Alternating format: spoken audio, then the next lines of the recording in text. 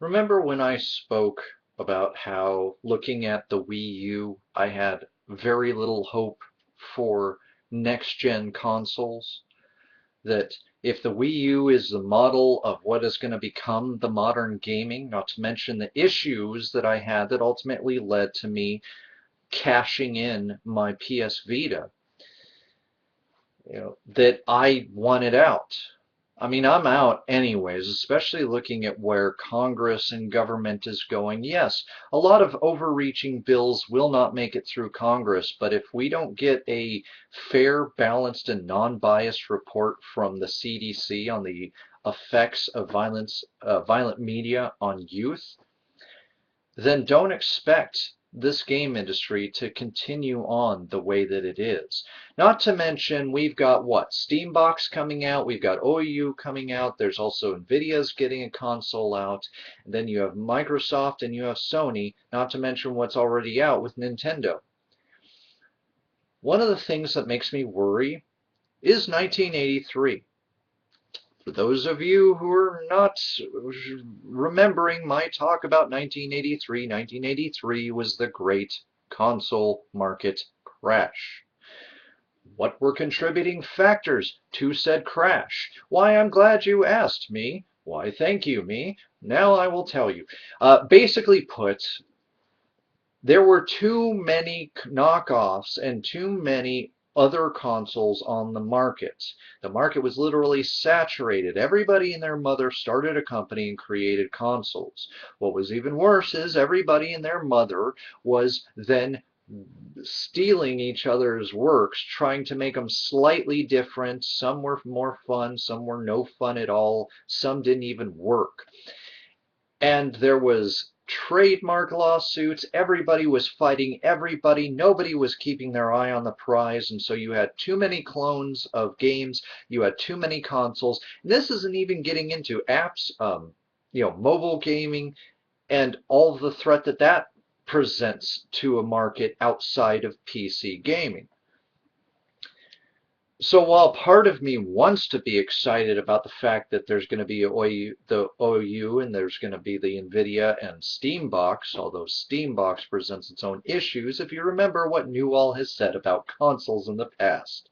And now he himself is working on a limited type of hardware for the living room, and pretending that his work is going to be so much more revolutionary, so much better than consoles, when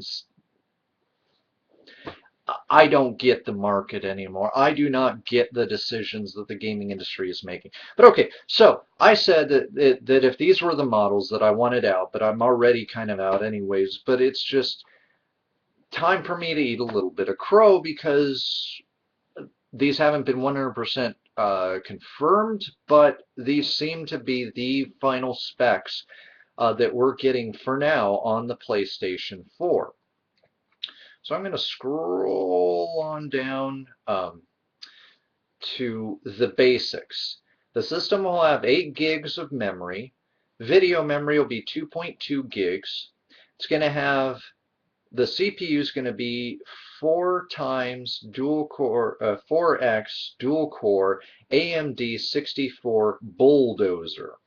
So basically 8 cores with how the 4 are actually. Anyways, GPU is going to be AMD R10XX. Ports, it's going to have 4 USB 3.0s, 2 Ethernets. Why would you need 2? I don't care.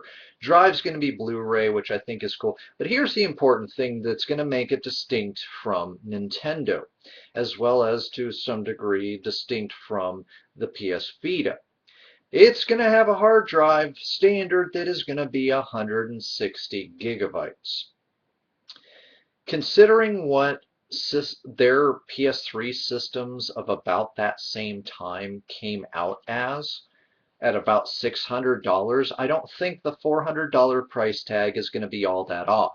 And if they don't make the mistake of Nintendo and make a basic PS4 that is a stripped down version that is, again, not worth the money. Like right now, I can afford to buy a basic Wii U, but I'm going to end up paying out the butt and end up paying $350 just to get the basics of what the Wii U Deluxe will have. And I'm not going to have the storage space that it has before I need an external hard drive or before I need a SanDisk. Because remember, the oh so miraculous and revolutionary design of the Wii U means that you need an external hard drive to save your game save information, but any or your game content information, but any game saves have to have an SD card because, yeah, that's not enough of a kick in the pants now, is it?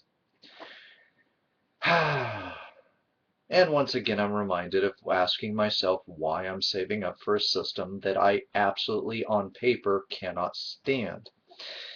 But I've already talked about why I'm getting a Wii U and why it is the last console I am ever going to purchase for myself or for my family.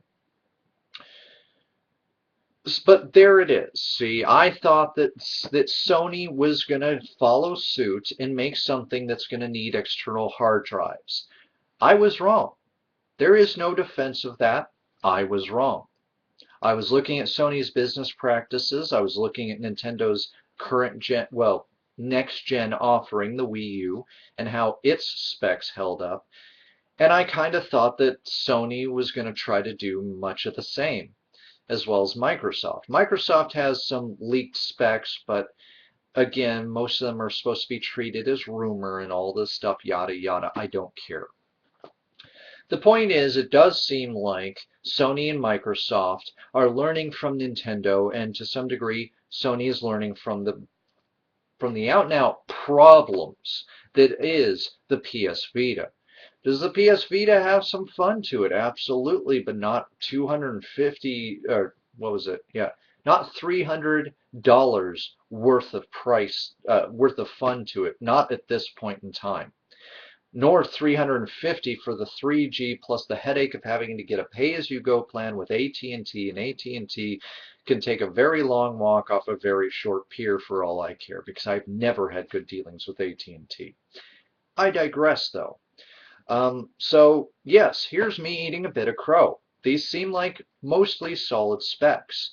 But if Sony is not going to do anything better than the business practices they've done with the Vita, which is to promise us that there would be no drought of AAA titles, that these proprietary memory issues were created so that developers would want to develop for the system, except for most developers want nothing to do with the Vita at this point in time. Promising us that we would have Wii U type capabilities to play our games on our Vita while somebody else watched TV, only to tell us that'll only be on a few games. Then again, of course, Nintendo's doing the same thing with the Wii U, and I'm sitting here going, why did I listen to that hype again? Why did I think that it would be different this time, that these game companies would learn from their mistakes, that maybe this time they cared? I swear, I feel like how some people describe being a domestic abuse victim. You know they're not going to change, but you go back to them anyways. You hope, you care, you in some cases pray because you want to believe that the best in people. You want things to change. You want them to want things to change. But it's not going to change. Nothing's ever going to change on that front, and you're just going to be left there in pain, embarrassed, and just wondering why you do this to yourself. And that's really where I'm coming from. I don't hate these companies outright, but they sure as heck do seem to hate us, the consumers. And there comes a point to where I'm just wondering, why am I paying these guys to basically insult me, sometimes dang near to my face, through press releases, through insultative, public statements against fan bases and this, that, and the other thing, not to mention the fact that Sony has a huge inability to handle their stuff. They're bleeding money and then they're blaming the consumers for it instead of fixing the problems that are causing them to bleed money. So while this is a solid sounding machine, the Orbit or PS4, there's not much more to say beyond that. The ball is still very much in Sony's court, and it's going to matter as far as their business practices, whether the PS4 is going to make it and whether there will be a PS5. And I'm really doubting the future of the console market as it stands. Only time will tell. Am I right, or am I even more wrong than I was wrong in the way that I talked about the PS4 before the specs hit? Time will see. Time will tell.